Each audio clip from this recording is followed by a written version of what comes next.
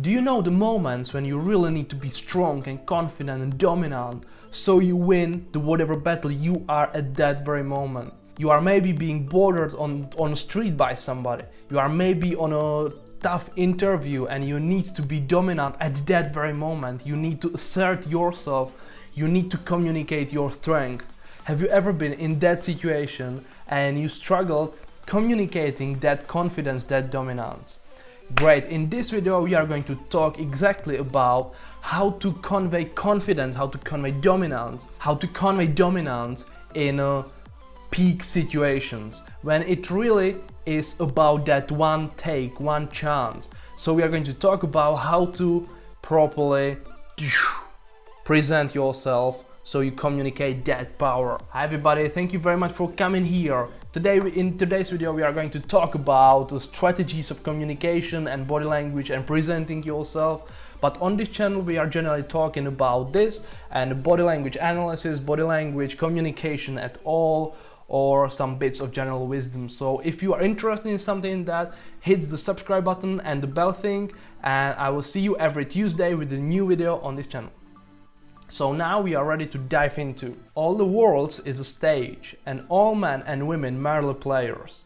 They have their exits and their entrances, and one man in his time plays many parts. Shakespeare, As You Like It, Act 2, Scene 7. I will just leave it like this for now, and I will dive into what I really wanted to. There is a difference between general confidence and a confidence in a peak situations. General confidence, you need to really be that. You really need to be authentic for a long period of time. You really need to feel it from inside. But when we are talking about the immediate confidence that you need only for a couple of seconds or minutes, it's a great difference in that, because you need to act, you need to play that role properly, and you win that game, you win that play, and then you are getting back to your authentic yourself. And it's not about that your normal level of confidence is not enough. But in that peak situations, you need peak confidence, peak dominance as well. I generally say that you need to increase your normal level of confidence about 100%, and then you are in that peak situation. It still needs to be you, but you need to exaggerate your confidence, your dominance communication. But how to do it? Let me tell you a story. I've already mentioned that story in some interviews I've been in, but it's a great story. When I've been in a pub in London, I was just fighting for a nice sofa in that pub, and so I was already standing in front of that sofa, and a huge guy headed towards that couch as well, and I want to sit there. It was like a huge, bold Russian guy. I started talking later on, that's the reason why I know his nationality. And when he came to me, I knew that I had to fight for that. I really mustn't show some sort of weakness or submissive behavior. And that is what I want to go through in this video. I want to tell you how to properly communicate that dominance so you win that sofa, so you win whatever you need to win at that particular moment. So to win whatever game you are at, you need to learn how to play. What are the rules? What body language, what sort of style of communication you need to have for that little period of time, and how to assert that. So the reason why I quoted the Shakespeare at the beginning is because it's about playing, it's about acting, and the better you play, the better you come out of that game. So the better you practice, the better you communicate that thing you need to communicate, the better you are at the end of that game. So we are going to talk about the rules of that game for a little while. So when that guy was approaching me, I went in my head through the points that I need to assert, I need to communicate. So the first thing was I need to take care of my body language. I need to communicate confidence, raw dominance at that very moment.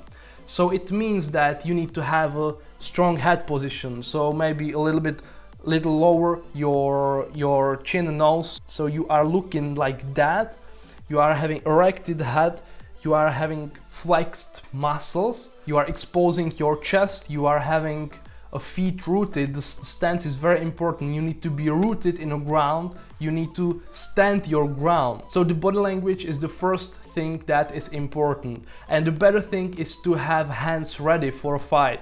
Not that you are about to fight, not that I was ready to fight that huge guy, he would slap me and I would be lying on the ground, because I'm not that tall. He was like a head taller than I am. So I was ready, I was standing in a position that communicated I'm ready for a fight and I will stand my ground and this sofa is mine. So the body language is important. I'm talking about not moving, no, I'm talking about still body language. Then another point is distancing and stances are very important. I've mentioned stances in the first point, so I will just talk about distancing. Do you have some experiences with these power plays or peak situations as well? How did you act in them? Did you win the situation? Did you assert your power, or did they assert their power over you? Please do share in the comments down below. And if you want to talk to me personally, please send me a message as well. There is an email in the description. You probably want to do it after the video, or you can send me a message on Instagram. Let's get back into the video. In a distancing, when the guy is approaching, he will stop at a certain distance from you, no matter where you are. So if you want to communicate power, if you want to communicate dominance, do a small step closer to him.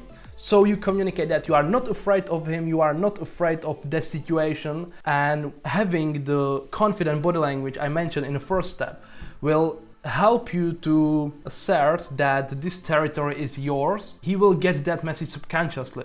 So this will be very powerful first sentences said by body language that are telling that this is my place, I'm not letting you in. So whenever you are getting into the peak situation, you need to act dominance and you need to act like you are fighting for your for your ground. Don't necessarily need to be truth, but you need to act like that. They don't know you are acting. They think that you really are going to fight for it. So they will back up and never step back. If you are not feeling like stepping closer to the source of danger, never step back, because if you step back, you are telling to your brain that you are afraid. The person will see that you are afraid, and they will feel that you are weak, that you are weak, and they can have a power over you. So never step back. If you don't feel like stepping closer, stay on the same spot that you stand in and never step back. That's very important, never step back. Another point, eye contact. Have a steady, strong eye contact, and again, never break the eye contact on down, like doing this sort of gesture, because it communicates weakness again and a submission. So if you want to break an eye contact, do it on a side or up. Doing it up also might be good because it's sort of a manipulation, because someone looks up, you tend to look up as well. So you are making him doing something that you want to. So never look down, have a strong, steady eye contact, because it also communicates strength. Voice manipulation, it's something that's not that important as the 3 points I've listed beforehand, but it also is important. Speak less. Do not talk a lot, because it communicates stress, uncertainty, and that you are not that dominant that you are presenting yourself as.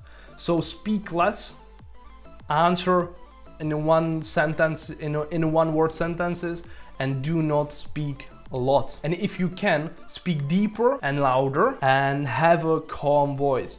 Don't let your voice communicate the stress that is inside. At that moment, when I was fighting for that sofa, I was not confident that much that my body language said. I was that small in my mind, but my body didn't give me away, because I know how to manage it.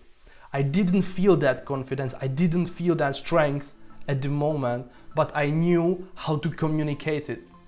I knew how to fake it if you want so. So don't let your voice tell on you that you are not that confident that you are presenting. And what is the outcome? When you are looking at a good film or sitting in a theater looking at them playing, the better the actor is, the more you believe that they actually are who are they playing.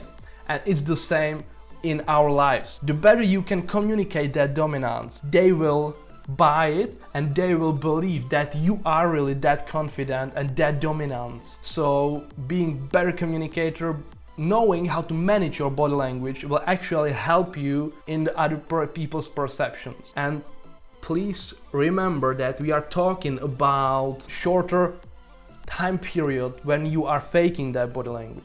It can work long time, but it will be eating you from inside. It won't be good for your mental health, probably not for your health as well.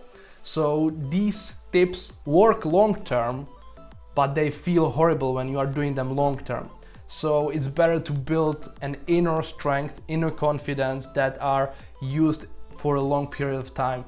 These tips are great to use, very powerful to use on a short time when you really need to fight for yourself. So the better you play, the better you come out, the better things you will do for yourself, the better things you will win for yourself. I win that so far. And I talked to that guy for like, what, 10 minutes maybe? He's from Russia, he came to London for better life, so we spoke about it, and it almost looked like we are friends. And the interesting thing in that, what happened, he came there with intimidation in his eyes. He wanted to assert his power over me, but I was communicating dominance and confidence, and it helped me to sort of win the situation for me. So that's it for now, guys. Thank you very much for coming here. Thank you very much for watching the video. If you like it, please smash the like button, and if you have someone who might be interested in that, who might find this valuable, please share the video. I'll be very happy bringing know-how to most people possible. So see you next time, guys. Bye.